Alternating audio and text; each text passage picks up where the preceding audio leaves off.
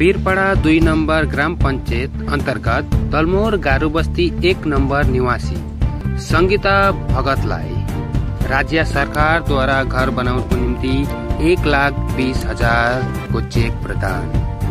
सबैलाई खबर 24 मा स्वागत छ। सबैले पेजलाई फलो गर्नुहोला। सर्वप्रथम हामी तपाईहरुलाई संगीता भगतको घर देखाउन गइरहेका छौं। हेर्न सक्नुहुन्छ एकै जग्गा खाना पकाउने जग्गा, सुत्ने जग्गा र चित्राले बेरिएको। त्यही चित्र पनि सबै मक्किसकेको छ, लडिसकेको छ घर। विगत 7-8 वर्षदेखि उनी यसै घरमा बसिरहेकी छिन्। प्राप्त जानकारी अनुसार 2018 सालमा जुन आवासको सर्वे भएको थियो, त्यस समय त्यस क्षेत्रमा बीजेपीको पञ्चायतले यस्तो अवस्थामा रहेको संगीता भगतको घरको सर्वे नगरिदिँदा यसपालि जुन आवासको पैसा पाए मानिसहरूले त्यसमा उहाँको नाम छुट्न गएको थियो। यस्तो अवस्थामा रहेको संगीता भगतको नाम लिस्टमा नआएको देखि स्थानीय पञ्चायत पूजा लोहार साथै समाजसेवी पदम छेत्रीज्यूको अथक प्रयासमा र सहकारी सभापति सन्तोष विश्वकर्माज्यूको नेतृत्वमा संगीता भगतलाई घर बनाउनको निम्ति राज्य सरकारबाट 1,20,000 रुपियाँ पास गराइदिएका छन्। प्राप्त जानकारी अनुसार संगीता भगतको एकाउन्टमा 60,000 रुपियाँ पसिसकेको छ। साथै अझै रहेको 60,000 घर आदि बनाउँदा पस्नेछ। आज हामी बीरपाडा 2 नम्बर ग्राम पञ्चायत अन्तर्गत 14/13 पाटमा हामी आज जम्मा भएका छौँ र विशेष जम्मा हुनको कारण के हो भन्दाखेरि संगीता भगत उहाँ हुनुहुन्छ। उहाँ एकजना एकदमै दुखी। उहाँको घरको अवस्था पनि एकदमै दयनीय छ। धेरै वर्षदेखि 2018 मा एउटा घरको सर्वे भएको थियो र त्यो सर्वेमा विशेष गरी यस क्षेत्रमा बीजेपीको पञ्चायत मेम्बर हुनको कारणले गर्दा उहाँको कुनै कारणवश घरको लिस्टमा नाम नआउन कारणले गर्दा उहाँ वञ्चित भएको थियो। उहाँलाई कसरी हुन्छ, के गरेर हुन्छ, उहाँको घर दिलाइदिनु पाए हामीलाई राम्रो हुने थियो भन्ने प्रयासले आज हाम्रो पश्चिम बङ्गाल सरकारको दुर्योग प्रकोप जुन व्यक्तिहरू हुनुहुन्छ, त्यो दुर्योग प्रकोपको जुन व्यवस्था छ पश्चिम बङ्गाल सरकारको, त्यो कोषबाट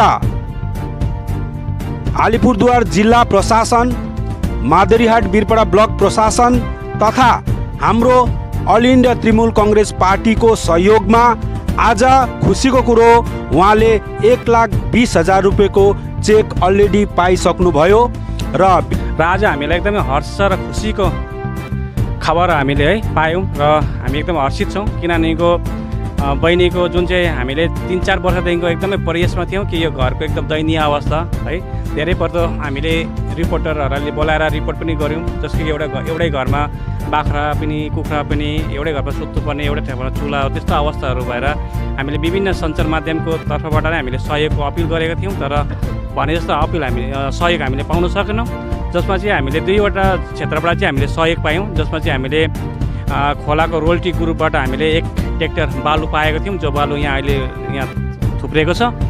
र साथसाथै म रिकास मोक्तान दादालाई धेरै धन्यवाद दिन चाहन्छु। उहाँले एकपल्ट मैले भन्दाखेरि नै उहाँले 1 पिकअप बजरी झारिदिनु भयो।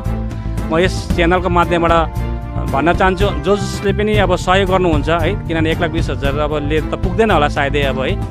त्यसमा तपाईँहरू सहयोग गर्नु चाहनुहुन्छ भने तपाईँहरूले आफ्नो तरिकाले र आफ्नो सुविधा अनुसार सामानहरू के सहयोग गर्नु सक्नुहुन्छ, त्यसो गर्नु सक्नुहुन्छ। र विगतमा हामीलाई धेरै लाञ्छना लागेको थियो, किनभने उहाँहरूले पनि धेरै डकुमेन्ट्स उठाएको थियो एउटा सङ्घ संस्था भएर है। कुनै एउटा पर्टिकुलर पार्टीलाई र पर्टिकुलर व्यक्तिलाई विरोध नगर्नुपर्ने थियो, किनभने सङ्घ संस्था भन्ने कुरा सबैलाई समाटेर सबैलाई लिएर हिँड्नुपर्ने थियो है। तर उनीहरूले त्यस्तो गर्नु भएन। एकजना व्यक्तिलाई, एकजना मान्छेलाई मात्रै, एकजना पार्टीलाई मात्रै एकदमै खेदो जस्तो नै गरेको थियो कि केही पनि भएन। तर हामीले उहाँलाई आज जवाब दिँदै हामीले मुखले जवाब दिएनौँ। हामीले गरेर देखाएर हामीले आज दियौँ भने 93 लाखको त हामीले पेपरबाट 1 किलोमिटर हामीले एउटा दुर्गम बस्ती जस्तो क्षेत्रमा हामीले गरेर देखाइदियौँ। त्यो हाम्रो एउटा ठुलो उपलब्धि हो। नमस्ते, म 14/13 पाटको पञ्चायत मेम्बर र म दिदीलाई धेरै धेरै शुभकामना दिन चाहँदैछु। दिदीको विगत धेरै दिनदेखि उहाँको अवस्था, घरको अवस्था धेरै खराब थियो र हामी धेरै प्रयासमा थियौँ कि दिदीको एउटा घर दिलाउने कोसिसमै थियौँ जारी, र आज त्यो सफल भयो र हामी धेरै नै अति खुसी छौँ।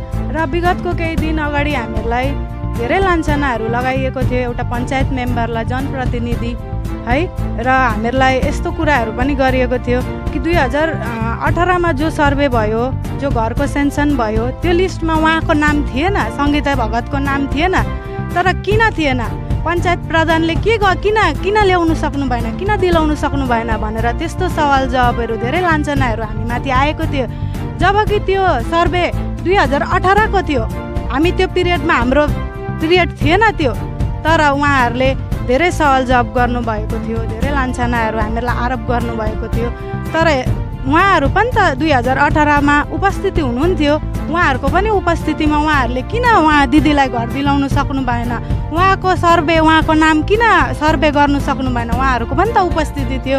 र म यति नै भन्नु चाहन्छु कि उहाँ एउटा हाम्रो यो धेरै ठुलो सफलता हो, धेरै हाम्रो लागि उपलब्धि हो र म यस भिडियो मार्फतद्वारा उहाँहरूको लागि यो एउटा हाम्रो जवाब हो। धन्यवाद।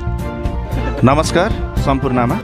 र आज म धेरै खुसी छु किनभने हाम्रो सङ्गीता बहिनीले घर बनाउने 1,20,000 रुपियाँ पाउनुभयो र विगत दिनमा यहाँको जो बिजेपी सरकार हुँदाखेरि, यहाँको पञ्चायत हुँदाखेरि केही गर्नु सकेको थिएन र यहाँ पञ्चायत मेम्बर, बुथ प्रेसिडेन्ट र हाम्रो अञ्चल प्रेसिडेन्ट, प्रधान सबैले म माथि उहाँहरूले एउटा दरखास्त पुर्याउनु भएको थियो र उहाँको दरखास्त मैले यो बहिनीको घरको लागि मैले अस्ति अक्टोबरमा रेनफल हुँदाखेरि घर भत्किएर शेष भइसकेको थियो, पानी चुहेर शेष थियो, घरको नजारा पनि बिल्कुल खराब अवस्था हुँदाखेरि बहिनीको बनाउने सुযোग नहुँदाखेरि मैले यो परिकल्प राज्य सरकारमा ब्लकमा पुऱ्याएँ। ब्लकदेखिको डिस्ट्रिक्टदेखिको राज्य सरकारमा पुग्दाखेरि उहाँले 1,20,000 रुपियाँको चेक पाउनुभयो र उहाँ अब खुसी हुनुहुन्छ र उहाँले अब राम्रो घरमा बस्ने एउटा सङ्कल्प पाउनुभयो। धेरै धन्यवाद छ राज्य सरकारलाई, धन्यवाद।